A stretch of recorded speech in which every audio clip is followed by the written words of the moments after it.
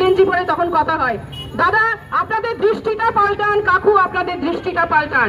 কাকুরা দাদুরা কি বলতে শুনেছি পাশ থেকে, সঙ্গে পায়ে পা মিলান। আমরা আজকে সমস্ত নাগরিক বৃন্দের হয়ে প্রতিবাদ করতে এসেছি।